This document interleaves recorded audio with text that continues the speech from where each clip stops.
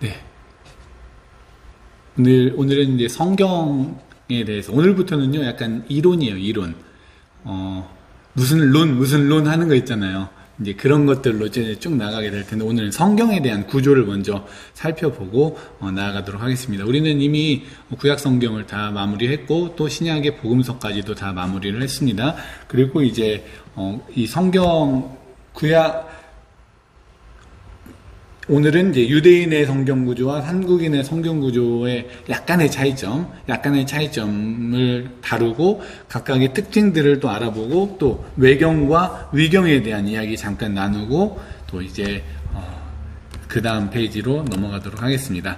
자, 글씨는 뭐 하나도 보이지 않으시죠? 의미가 없어서 일단 유대인의 성경 구조와 한국인의 성경 구조의 차이점만 말씀을 드리고 바로 페이지를 이 좀 큰 글씨로 혹시 보이실까 해서 만들어 놓은 큰 글씨로 넘어가도록 하겠습니다.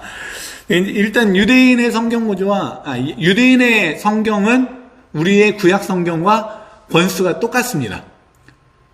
왜냐면은 이 유대인이 믿는 그 구약의 하나님, 그것을 우리들이 그대로 가져온 거기 때문에 그래요. 그래서 이제 그것에 대해서 뭐 큰 차이점이다라고 한다면은 이제 유대인은 구약만 있고 우리의 개념으로 생각하면 구약만 있고 신약은 아예 없다라고 생각을 하시면 되죠. 그 이유는 뭔지 다 아시죠? 우리가 지난번에 유대교와 이 기독교에 대한 차이점에 대해서 나누었기 때문에 유대교에는 예수님을 중심으로 한 예수님의 구주를 중심으로 한 예수님의 사역을 중심으로 한 신약 성경은 메시아가 아니기 때문에 유대인 입장에서는 메시아가 아니기 때문에 뭐 이 정경으로 인정될 수가 없다라는 거죠. 그래서 유대인은 그냥 39권 구약의 39권만 있습니다. 그런데 그 39권의 그 구성이 약간 틀려요. 순서라든지 묶음을 어떻게 묶는지에 대해서 약간 틀려요.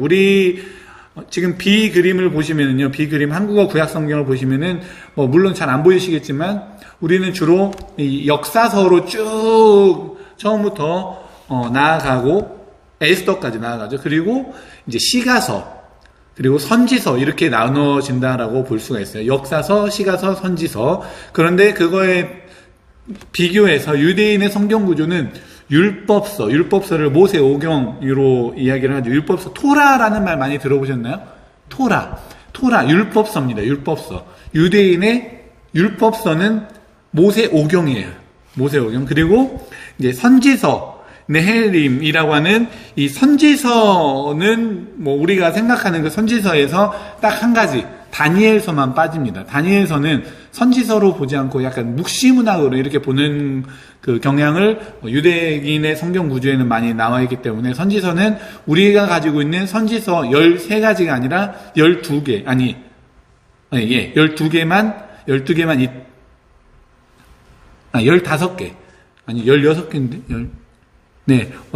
에레미야, 엘가가 따로 이게 있지 않기 때문에 15권. 그러니까 이제, 전기 선지서, 후기 선지서 해가지고 15권 플러스 4권, 19권으로 이루어져 있고, 그리고 그 외에 나머지 모든 것들을 다 모아가지고 약간 그냥 거룩한, 성경으로 인정하는 거룩한 책들이다 해가지고 성문서라고 이야기를 합니다. 성문서. 그래서 케투힘이라고 하는 성문서들로 이렇게 묶어진다라고 생각을 하시면 될 것 같아요.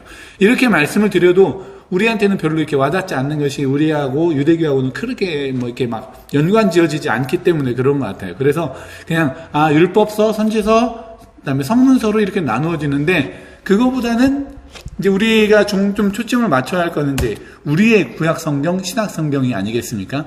혹시 글씨 조금이라도 보이십니까? 네, 다행입니다. 한 의미가 있어서 너무 다행입니다. 네. 우리 장문사님 오셨습니다. 네, 환영합니다. 네. 자, 성경이라고 하는 건요, 1600년에 걸쳐서 쓰여졌습니다.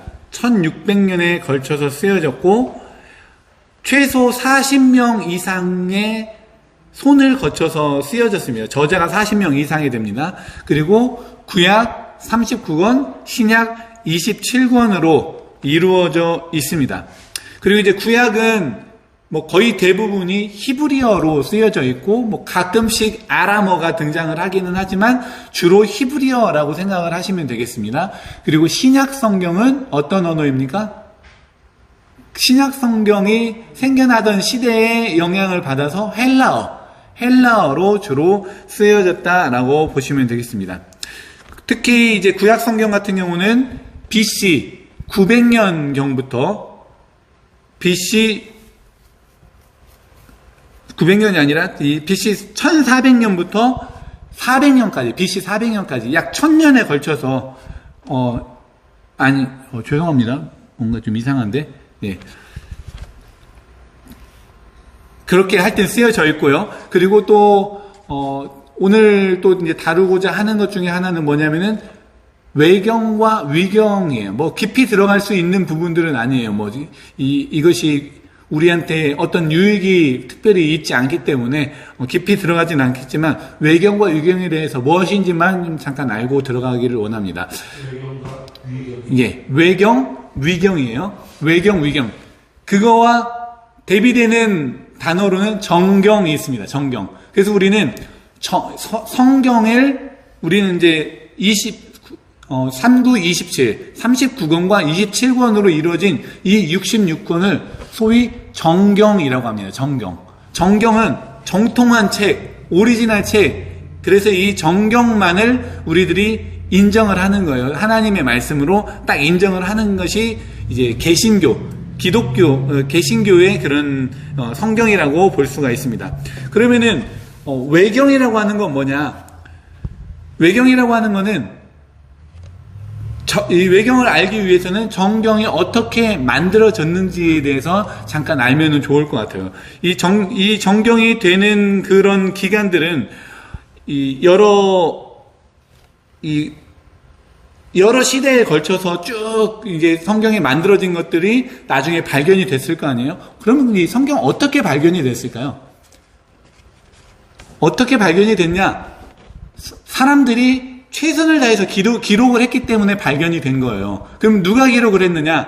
성경을 기록하는 유대교 학자들이 있었어요. 그 학자들을 우리 굉장히 익숙한 말로 하자면은 익숙한 이 호칭으로 하자면 서기관들입니다. 서기관들이 열심히 이 성경을 기록을 해가지고 그것을 잘 보존을 했어요. 그 보존을 한 것이 이 900년도까지 계속해서 기록한 것이 이제 남아 있었어요. 그런데 그 기록한 것들을 잘 보니까, 이게 성경인가 보다, 이렇게 생각을 했는데, 그리고 이제 그것으로 쭉 가지고 이어져 왔어요. 그런데 이 성경이 진짜 성경이 맞을까라는 그런 고민들을 할 수도 있지 않겠습니까? 그런데 이제 1947년도, 아주 최근 일이죠. 100년도 안 된 1947년도에 이 쿰란이라고 하는 지역에서 성경이 또 발견이 됩니다. 성경이 발견이 돼요. 그래서 이제 그 성경을 발견된 것을 이 서기관들이 잘 보존해가지고 써왔던 것들과 비교했더니 거의 일치하더라라는 거예요. 아, 그렇지. 구약 성경에 이 율법을 중심으로 했던 유대교 지도자들이 1.1획도 틀림없이 이 다음 세대들한테 보존하고자 하는 그런 하나님의 명령을 지키기 위해서 읽고 또 고치고 혹시 오류가 있는지 보고 또 계속해서 그렇게 기록을 한 거기 때문에 1000년 뒤에 발견이 되었든 1000년 전에 발견이 되었든 이 기록들이 거의 흔들리지 않았다라는 거예요. 그러면은 그것이 이제 기록의 일치성을 이루기 때문에 우리 후대에 있는 우리들이 이것이 바로 정경이구나 라고 하는 것을 믿고 따를 수가 있게 된 것입니다. 자, 그럼 여기서 이제 한 가지 이제 질문을 드리는 거는요. 성경은 누가 지었습니까? 성경은 누가 지었습니까? 참 궁금해요. 네. 성경은 사람이 지었습니다. 아까 말씀드린 대로 성경은 한 40명 이상의 사람들이 열심히 지은 거예요. 쓴 거예요. 그런데 그것을 누가 묶었을까요? 특히 구약 성경은 누가 다 집대성했을까요? 딱 있습니다. 그게. 누군가 있어요. 그 누구냐면은 학사 에스라. 이 구약 성경의 굉장히 마지막 포로기 이후에 쓰여진 책 중에 이 선지서들 말고 이쪽 역사서 쪽에 보면은요, 에스라, 느헤미야, 에스더 있는 거 기억나시죠? 그 중에서 에스라가 학사예요, 학사. 그래서 이제 이 과거의 그 성경들을 다 발굴을 하고, 이 성경이 진짜 성경이구나 하고서 다 꼼꼼히 챙겨가지고 이 집대성한 거예요. 그래서 이제 구약 성경을 이렇게 완성해가지고 그것을 쭉 포로 이후로도 이제 유대교로 쭉 이어질 수 있게 가지고 온 겁니다. 그리고 이제 신약 성경 시대만 해도 이미 이제 인쇄 기술도 발달이 되고 또 이제 크리스찬 예수님의 제자들을 중심으로 이제 어록들을 다 모아서 예수님의 어록들을 모으고 제자들과 바울을 중심으로 해서 그들의 기록들, 편지들 이런 것들을 다 모아가지고 이제 만들어진 것이 신약이기 때문에 신약은 그렇게 이제 뭐 특별히 논란의 여지는 별로 없어요. 다만 이제 유대교는 신약을 정경으로 인정을 하지 않는다라는 것. 그런데 이제 우리 후대에 있었던 굉장히 오래된 일이 아니기 때문에 큰 오류라든지 문제점들은 발견하지를 못하고 있습니다. 그런데 이제 구약 성경이 굉장히 궁금했을 텐데, 구약은 에스라 40여 명이 지은 이 성경을 이곳저곳에 흩어져 있던 것들을 발견하고 또 발견해서 그것을 잘 정리한 에스라에 의해서 구약이 잘 정돈이 되었고, 그것들을 이제 서기관들이 계속 이어서 혹시 글자 하나라도 흐트러질까봐 잘 쓰고 잘 모셔놓고 있다가 이제 후대 사람들한테 발견이 되고, 또 이제 이 서기관들이 한 사람만은 아닐 거 아니에요. 한 그룹만은 아니었을 텐데 또 다른 곳에서도 이제 또 발견이 되고, 이런 것들을 비교해가지고 서로 오류가 있는지 없는지를 찾아보면서 이것이 이제 마침내 정경으로 인정이 되게 되는 겁니다. 그것은 언제 되냐? 그래서 이제 특히 구약 성경이 정경으로 되게 된 것은 1세기 말이에요. 1세기 말. 약 90년도 AD 90년도 경에 이르러서 이것을 암니아 회의라고 하는 그 회의를 통해서 이것이 이렇게 모아진 것들을 보니까 이제 오류를 찾기 어렵고, 이것이 굉장히 그리스도교로서 하나님의 말씀으로서 오류가 없고 문제가 없고 영적인 그런 그 구별성이 분명히 뛰어나고, 이런 여러 가지 기준들을 다 가지고 이 사람들이 또 이것을 이제 정경으로 인정을 하자, 이것만을 정경으로 인정을 하자라고 해서 유대인의 구약 성경, 유대인의 성경이 나타났고, 그 유대인의 구약 성경을 그대로 오늘날 우리에게 가져와서 한국인의 구약 성경이 되었다라고 생각을 하시면 되겠습니다. 그러면 정경은 무엇이냐? 책들이 많이 있었을 거예요. 기록되어진 책들이 많이 있었을 텐데, 정경이 그렇게 39권으로 이루어져 있고, 그 구약의 39권으로 이루어진 정경과 비스무리한 성경들이 또 많이 있었단 말이에요. 약 15권 정도의 책들이 더 많이 있었는데, 그 책들을 보니까 이 39권의 정경보다는 좀 뭔가 오류가 있거나 아니면 상충되는 그런 이야기들이 있거나 하는 거예요. 그래서 이제 그 당시에 학자들이 90년도에 이 39권만을 이 정경으로, 유대인 성경으로 인정을 하자라고 했어요. 그리고 나서 쭉 이어져서 이제 크리스찬들이 또 생겨나고 또 있었는데, 캐톨릭이 이제 그 종교 종교 개혁 이후에 캐톨릭이 생겨나고, 캐톨릭은 이 여러 성경들 중에서 이 외경이라고 하는 것을 한 15권의 책들을 포함을 합니다. 외경이라고 하는 것을 포함하게 된 이유들이 그들 나름대로 여러 가지 있겠지만, 가장 큰 것 중에 하나는 캐톨릭의 그런 우리 프로테스탄트, 개신교와 캐톨릭의 약간의 차이점들을 커버해 줄 수 있는 어떤 말씀들이 이 외경에 있다라는 거예요. 그래서 이제 그런 자기들의 그런 교리를 뒷받침하기 위한 그런 책들로 이제 외경이 이렇게 캐톨릭에는 포함이 되어 있다라는 거예요. 그래서 이제 유대인의 성경과 한국인의 구약 성경은 거의 같습니다. 그러나 같은 기독교인데 캐톨릭과 이 프로테스탄트는 성경의 개수부터가 이제 틀려요. 구약 성경의 개수가 틀려서 이 이 캐톨릭에는 한 15권 정도의 외경이 더 붙어 있다라는 겁니다. 그리고 이제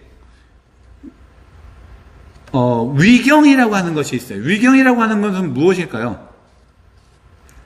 위경이라고 하는 것은 구약이 다 끝나고 이제 사도 시대 이후에 사람들이 막 글을 써가지고 이제 책을 짓는 그런 것처럼 그 여러 책들 중에 편지 중에 이제 이렇게 정경으로 우리가 신약 성경으로 만들어서 묶은 것처럼 거기에 묶어지지 않은 나름의 책들이 나름 기독교적인 그런 책들이 많이 있었다라는 거예요. 그런데 그 책들을 보니까 소위 말하자면은 좀 가짜예요. 이 위자라고 하는 거는 위조할 때의 위자입니다. 가짜 문서라고 생각을 하시면 되겠습니다. 그래서 이제 이 위조된 이 문서들 조금 이 정경으로 인정되어지는 그런 과정 속에서는 뭐 여러 가지 이유들이 있었겠죠. 우리들이 그것까지 알 수는 없겠지만 어쨌든 성령의 감동으로 되어지지 않았다라고 그때 당시에 사람들이 판단을 해서 정경이 되고 또 그러지 않은 책들은 위경이 되어서 그 위경은 오늘날에도 읽혀지지를 않고 있어요. 읽혀지지 않는 가장 큰 이유가 뭐냐면은 아무런 유익이 없다라는 거죠. 유익이 없어서 읽혀지지 않고 좀 이렇게 약간 사이비 같은 그런 글들로 이루어졌다라고 오늘날의 이 학자들이 이야기를 합니다. 결국에는 보편성, 교리적 불일치, 그리고 저자도 불명확하고 그 보편성, 모든 사람들에게 이제 보편적으로 아우를 수 있는 그런 말씀이 아니더라라고 해서 이런 이 외경은 그래도 캐톨릭에서는 인정을 하지만 위경은 아무도 인정을 하지 않는, 기독교에서 인정하지 않는 그런 책이 되었다. 그래서 성경과 비슷한 문서로 그 성경의 안에 들어온 정경이 있고 캐톨릭만 쓰고 있는 외경이 있고 그리고 그곳에 들어오지 못한 위경이 있다라고 이렇게 생각을 하시면 되겠습니다. 뭐 사실 그렇게 우리가 막 관심을 갖고 깊이 파야 할 만한 그런 문제는 아니라고 이렇게 생각이 되어서 일단은 여기까지만 하고 넘어가도록 하겠습니다. 그 다음에 이제 구약 성경 우리가 지난날 동안 계속해서 해왔던 것처럼 이 역사서, 창세기부터 에스더에 이르기까지 역사서가 쭉 나와 있고요. 역사서 좀 이렇게 약간 다루고 싶은데 이 창세기부터 각각의 그런 특징들에 대해서 다루고 싶은데 그것은 지금 다루기에는 좀 이제 시간이 좀 버거울 수 있을 것 같으니까요. 넘어가도록 하겠습니다. 그리고 이제 시가서는 소위 말하자면은 어떤 고백적인 그런 의미를 가지고 있다. 고백. 그리고 지혜를 얻게 하는 그런 문서다 해서 한편으로는 지혜서, 고백서라고도 불리기도 합니다. 그래서 욥기와 같은 경우는 어떤 고통받는 자의 그런 고백, 그리고 고통을 통해서 얻게 되는 그런 지혜라고 생각을 하시면 되겠고요. 시편 같은 경우는 노래죠, 노래고 이 시편은 오늘날까지도 이제 예배에 가장 큰 영향을 미친 책이다라고 할 수가 있겠습니다. 그래서 오늘 우리들이 부르는 찬양들 중에서 시편에서 가지고 온 그런 찬양들도 굉장히 많이 있는 것을 볼 수가 있죠. 시편은 이제 그런 시로 만들어진 그런 고백이라고 할 수가 있겠습니다. 잠언 같은 경우는 지혜, 말 그대로 지혜의 문학으로서 지혜라고 이야기를, 왕의 고백으로의 지혜라고 생각을 하시면 되겠고요. 전도서 역시 솔로몬이 쓴 건데 이 잠언과 다르게 거의 죽을 때쯤에 인생의 막바지에 쓴 책이라고 볼 수가 있습니다. 그래서 딱 전도서 하면은 가장 떠오르는 그런 말씀, 어떤 말씀이 있습니까? 네, 헛되다. 즉, 이 세상의 모든 것을 다 누려본 자의 고백이다라는 거예요. 이 세상의 모든 것들, 뭐 물질로든 무엇으로든 다 모든 것을 다 누려본 자가 하는 고백이 이 세상의 것들이 그렇게 헛되더라라는 것. 그 아가서에 같은 경우는 이제 사랑의 고백이라고 할 수가 있겠습니다. 선지서는 쉽게 간단하게 말씀을 드리자면은 타락과 벌 그리고 회복을 계속해서 말하고 있는 거예요. 이 모양 저 모양으로 이 말하고 있으면서 거기에 이제 회복에는 무엇이 들어 있습니까? 미래에 대한 이야기, 미래 특히 이 메시아에 대한 그런 이야기들을 통해서 위로를 주는 그런 메시지라고 할 수가 있겠습니다. 이제 신약은 또 어떤 책입니까? 신약에서 역사서에는 우리가 잘 알고 있는 이제 복음서 플러스 그리고 이제 사도행전까지라고 볼 수가 있고요. 그 나머지들은 요한계시록을 빼고는 다 편지입니다. 편지. 특히 바울이 쓴 편지들 그리고 이 일반 그 바울이 아닌 사람들이 쓴 편지들이 쭉 나와 있는 것을 볼 수가 있어요. 마태복음 같은 경우는 왕이신 예수님에 대한 이야기, 또 마가복음은 종, 그리고 누가복음은 일반 사람들, 아주 평민들, 약한 사람들, 그래서 그 사람들에게 가까이 오신 인자, 사람의 아들이신 인간적인 면모를 굉장히 많이 보여준다 할 수가 있겠습니다. 그거와 대비되게 요한복음은 하나님의 아들, 신의 아들로서의 그런 신적인 권위들을 잘 드러낼 수 있는 그런 책이라고 할 수가 있겠습니다. 사도행전은 말 그대로 이 복음, 사도들의 그런 행적들을 통해서 복음이 점점 확대되어지는 것을 볼 수가 있고요. 이 서신들은 모두 다 이제 기독교를 만들어가는 그런 과정들, 체계를 잡아가는 그런 과정들이라고 할 수가 있겠습니다. 이제 계시록은 이제 소망을 나타낸다라고 할 수가 있겠죠. 이렇게 해서 이제 구약이, 신약이, 성경이 이렇게 잘 짜여져 있다라고 하는 것을 볼 수가 있겠고요. 그럼 이제 이 성경은 이제 좀 약간 컬러풀해져서 눈이 좀 정화되는 느낌이 드는 이 그림으로 넘어와서 성경은 무엇이냐? 성경은 무엇입니까? 라고 한마디로 말씀해 보세요. 라고 하면은 무엇라고 이야기하시겠습니까? 하나님의 말씀. 예, 또 하나님의 말씀. 아주 중요한 말씀이죠. 성경은 나의 사랑하는 책. 비록 헤어졌으나. 네. 성경을 딱 두 글자로 이야기하라. 그러면은 어떤 사람은 이제 다 짜내면 그냥 사랑 이렇게 이야기를 하는데, 그거 말고 이 성경을 두 글자로 표현을 하라라고 하면은 계시라고 이렇게 이야기할 수 있습니다. 금방 하나님의 말씀하셨죠. 그와 같이 계시입니다. 계시. 역시 하나님께서 당신을 보여주기 위해서 쓰여진 책, 우리한테 알려주기 위해서 당신을 알려주기 위해서 쓰여진 책, 성경이라고 할 수가 있습니다. 그래서 여기 보시면은 바로 맨 위에 하나님이 나타나 있죠. 이 빨간색이 하나님인 거는 이미 우리가 너무 잘 알고 있고요. 특히 그 하나님이 어디 위에 있습니까? 구름을 상징하는 거는요, 영광, 임재, 하나님의 임재와 영광을 상징하는 구름 속에서 하나님의 이 계시가 무엇을 통해서 나타난다? 성경을 통해서 나타난다. 그래서 이제 성경이 아주 강력한 말씀이에요. 아주 강력한 말씀인 것을 표현하기 위해서 여기서는 토네이도로 이렇게 표현을 했습니다. 회오리 바람, 토네이도로 이 지구상에 쫙 말씀들을 내보내준다라는 거예요. 이 그림을 나타냈는데, 그러면 여기서 우리가 계시라고 말씀한 이 하나님의 말씀, 계시는 크게 어떤 계시와 어떤 계시가 있습니까? 자연계시와 특별계시. 자연계시를 또 다른 말로 하면은요, 특별계시에 반대되니까 특별하지 않은 그냥 일반적인 계시. 일반계시, 즉 자연계시, 그리고 특별계시로 나누어져 있습니다. 자연계시, 일반계시는 우리가 무엇을 통해서 알 수가 있습니까? 금방 어떤 계시라고 했어요? 자연계시. 자연을 통해서 알 수가 있어요. 아, 너무 아름답게 지었어. 하나님께서. 죄송합니다. 네.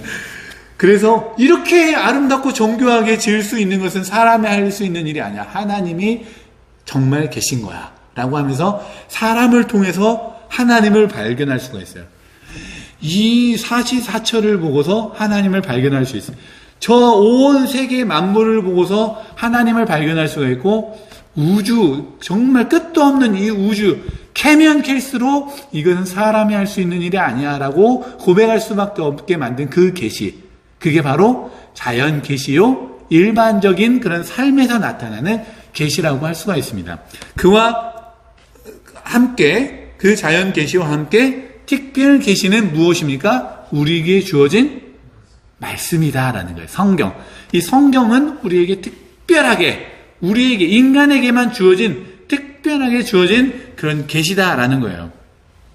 이 계시가 어떻게 크게 구성이 되어져 있는지 우리가 성경, 조금 전에 구약 성경, 신약 성경을 통해서 봤는데, 이것을 아래의 그림과 같이 나타냈어요. 하나님이 이쪽 회오리를 쭉 통해서 천지를 창조하셨습니다. 천지를 창조하시고 또 이쪽 회오리를 통해서 언약 관계를 갖습니다. 언약 관계를 가짐으로써 언약 중심으로 이제 사람들이 이제 우리가 진짜 하나님을 잘 믿어야 돼 하고 다 모여들었어요. 그래서 이제 이 언약을 중심으로 여기도 마찬가지로 우리가 여러 번 본 율법, 또 구름들, 번개, 하나님의 임재, 신의 산 중심으로 모여든 사람들, 이 그림들을 우리들이 다 이제 설명할 수 있지 않겠습니까? 이것을 통해서 이제 사람이 하나님이 계시한 것, 그 하나님을 발견하고 싶어서 하나님을 다 바라보는 거예요. 하나님의 뜻은 무엇입니까? 하나님께서는 우리에게 뭐라고 말씀하십니까? 그렇게 바라봅니다. 바라보는데 우리가 볼 수 있는 시야가 이 산 꼭대기까지, 두 번째 산에 있는 이 산 꼭대기까지 볼 수가 있더라는 거예요. 신의 산 언약을 중심으로 있었던 사람들이 산 꼭대기까지 볼 수 있는 것을 보고, 저것이 하나님의 뜻이구나 하고서는 이 바라본 곳을 향해서 열심히 올라갑니다. 열심히 올라갔더니 산이 이게 다가 아니에요. 이 산에 올라갔더니 여기까지 올라가서 보니까 그 다음 산이 또 보여요. 이 아랫산에서는 첫 번째 산의 꼭대기까지만 볼 수가 있었는데 그 다음 산은 보이지 않았는데 그 산을 올라가 봤더니 그 다음 산을 볼 수가 있다는 거예요. 무슨 얘기냐면은 하나님의 계시는 점층적으로 보여준다라는 거예요.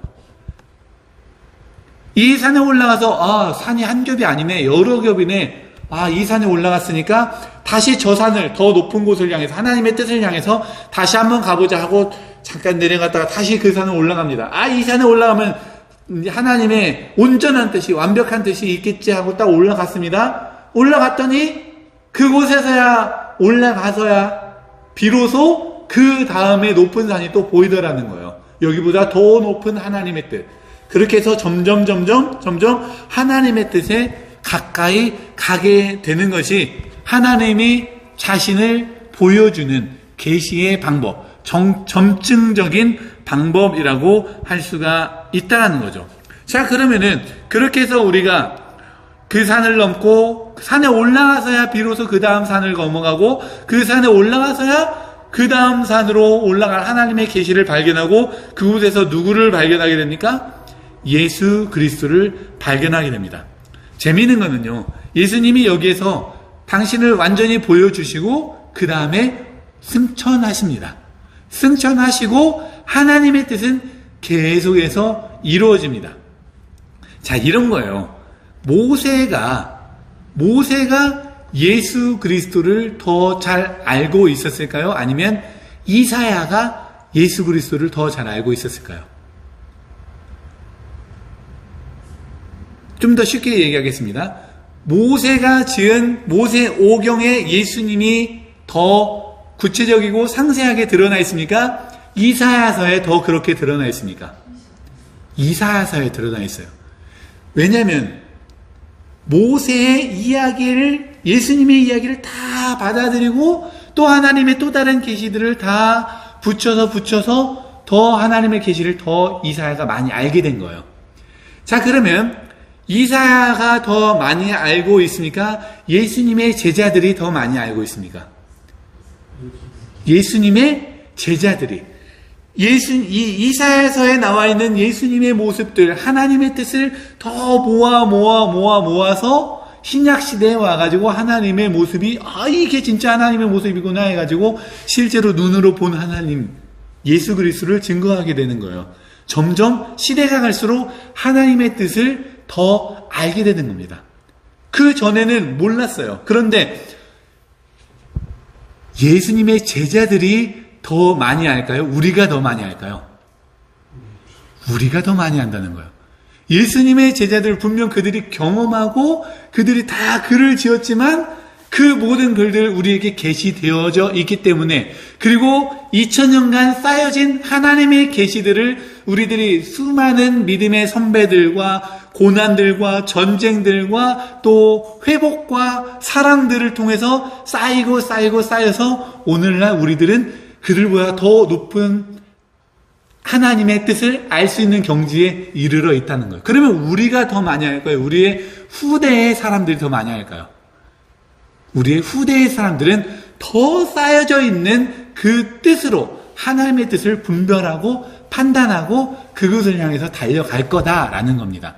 그렇게 하나님의 뜻, 이게 바로 하나님께서 우리에게 보여주시는 계시의 방법, 점층적인 방법이라는 겁니다. 하나님의 말씀은 40명의 뜻으로 40명의 손으로 쓰여졌지만 그 40명의 뜻이 그 또 이제 사람의 판단에 의해서 그것의 영성을 판단을 하고 이 사회적인 판단을 하고 매치되는 것 또 상충되는 것들을 판단을 해서 정경으로 인정되어 왔지만 그것은 결국 그 모든 일들을 하게 하신 이가 누구시라고 말씀을 할 수가 있습니까? 성령이라고 할 수 있습니다. 즉 하나님이 하신 겁니다. 하나님의 감동으로 이루어져 있는 성경, 하나님의 감동으로 점점 후대에 갈수록 점점 확증되어지는 하나님의 계시로 만들어진 것이 성경입니다. 그래서 거룩한 하나님의 말씀인 것입니다. 그래서 우리들은 40명이 쓰여진 성경을 결국 성령이 쓰셨다라고 표현하는 것도 전혀 무리가 되지 않는다라는 거예요. 성경은 40명을 통해서 많은 성서학자들을 통해서 잘 이루어졌는데 그것을 모두 주관하신 이가 바로 성령이다라는 겁니다. 성령을 통해서 이루어진 성경, 성령을 통해서 쓰여진 성경, 우리에게 점층적으로. 그래서 성경은 1.1획도 틀리지 않다라고 하는 것은 분명히 맞습니다. 다만 여기서 중요한 것은 무엇이냐? 아까 말씀드린 대로 이전의 사람들보다 이후의 사람들은 그것의 하나님의 뜻을 더 알 수 있는 그런 높은 산에 올라가 있는 것이 분명하다라는 거예요. 그것이 더 누적되기 때문에.